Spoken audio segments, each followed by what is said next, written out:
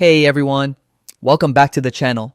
If you've been locked out of your Amazon account or simply forgot your password, don't panic.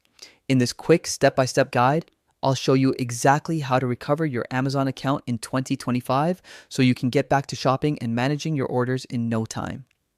Let's jump right in. First, open your preferred web browser and go to Amazon.com. Once you're on the homepage, look for the Sign In button. You'll usually find it in the upper right corner of the page. Click on that. Next, type in the email address or mobile number linked to your Amazon account and hit Continue. Now, if you can't remember your password, don't worry. Just click on Forgot your password. It's right below the password field.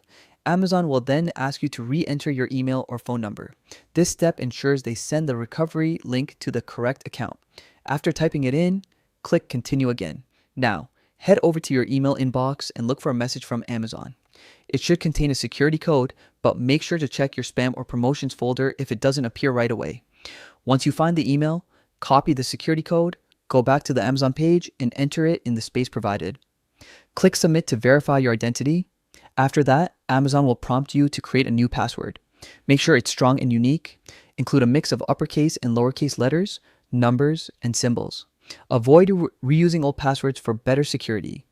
Once you've set your new password, return to the Sign In page.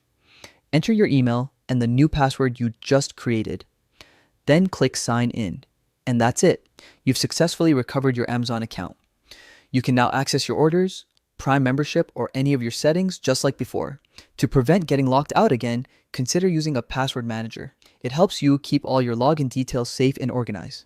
Thanks for watching. If this video helped you, don't forget to like, subscribe, and drop a comment below if you have any other questions or topics you'd like me to cover next. See you in the next one.